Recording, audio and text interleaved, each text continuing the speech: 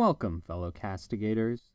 When Amazon acquired the rights to the appendices, they promised an expensive production and a story that's faithful to the lore. Instead, what we got was retconning, character assassinations, dismal production quality, and a liberal amount of personal agendas. Tolkien's original stories were classic tales of good versus evil. Even in a land of dragons and goblins, the most fantastical aspect was that all the good characters are actually good. Any moments of weakness are because of the ring calling to them. Otherwise, the characters are brave, kind, and honorable. It reminds one of the camaraderie you have with your most reliable friends.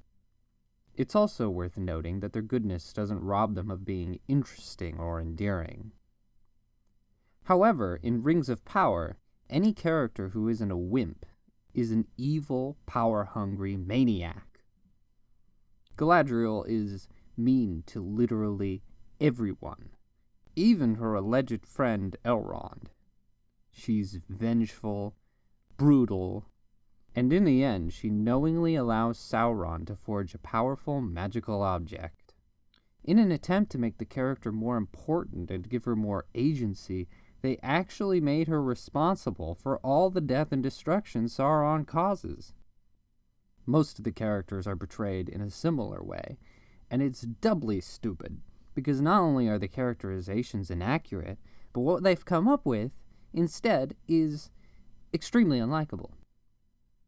The stupidity goes even more fundamental than that. For instance, the elves are de-elfified. They're not wise at all, they have short hair, and they aren't even tall. Galadriel is shorter than everyone, and Durin comes up to Elrond's shoulders, and he's a dwarf. Other than the ears, there's no indication they're elves. But I digress. I think the thing that aggravates me the most is that many people watch this show flippantly. Their excuse is usually that the show is still good fantasy. Trust me, it's not even that. The writing is so mind-numbing, I trust 14-year-old me to do a better job. Or they say they watch it as mindless TV, or they even hate watch it. So ignoring lore, character, or politics, why shouldn't you watch Rings of Power? Because the creators hate J.R.R. Tolkien, and they hate you.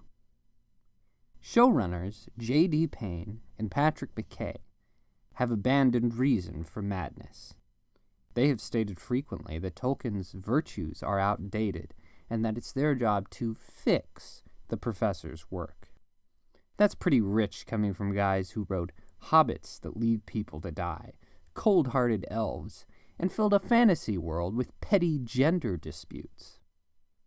They also said that anyone who criticizes the show is patently evil. Not just anyone they see as internet trolls, but anyone who criticizes them at all. That means us, fellow castigators.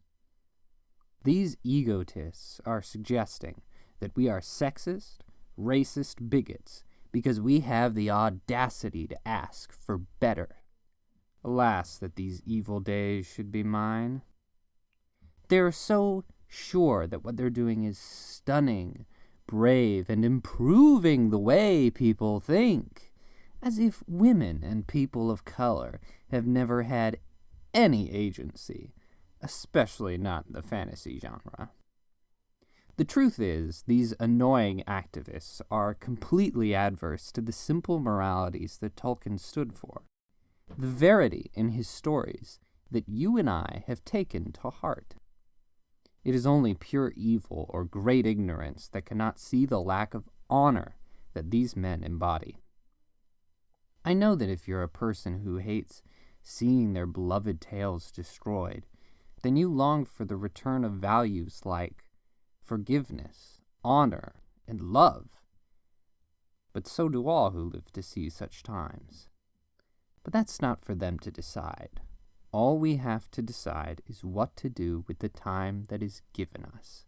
That is why I urge you not to give Rings of Power views for any reason. If you want to strip power from the hands of cowards, then we cannot continue to allow media that encourages heartless, amoral behavior. In fact, I believe in your power. I have been given the courage to speak these words by the Tolkien lovers, who have been wonderful. Unlike most fandoms, this community is a hardy folk who have united to deny perversions. This particular body of work seems to have a unique effect on its patrons, which I'd like to discuss for a moment, if I may. Firstly, Lord of the Rings feels homely. Tolkien's poems, songs, and descriptions paint a vibrant picture of Middle-earth, and those beautiful settings are filled with the context of enduring friendships, great battles, lively creatures, and incalculable losses. These stories speak to our humanity through situations we'll never encounter. When we see a simple hobbit bearing a heavy burden against massive odds, it harkens us to times when we felt small in the face of adversity, or needed good friends to help carry the weight of a problem. After all, it's the small, everyday deeds of ordinary folk that keep the darkness at bay. Small acts of kindness and love. But I don't think we're just comforted by Middle-earth. There are also things meant to inspire us. Aragorn, Gimli, and Legolas making the resolution to find Pippin and Merry, Frodo and Sam's resilience as they simply walk into Mordor, the bravery and honor shown by characters like Theoden, Boromir, Éowyn, Faramir, or the calm wisdom of Elrond, Galadriel, Gandalf, or Aragorn. These are characters who are champions of truth, but are first and foremost supporters of each other. These are not men who act out of cowardice, revenge, self-righteousness, or the promise of material gain. They're flawed, to be sure, but still they strive to trust each other and protect what's important. I mean, you can feel the brotherhood just pouring off the page. There's a reason that afterwards most males feel the urge to get up and hit each other with swords. It helps immensely that Lord of the Rings was written by an experienced, well-traveled man who developed strong principles throughout his long life. Those experiences and personal virtues are brought into sharp focus by his obvious talent for eloquence with the written word.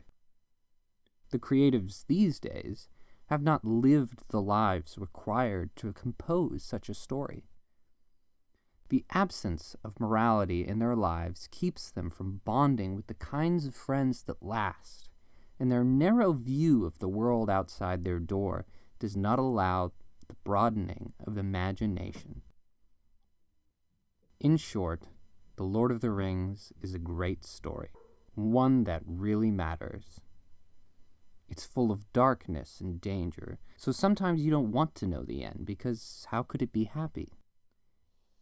How can the world go back to the way it was after so much bad has happened? Well, in the end, the shadow is only a passing thing.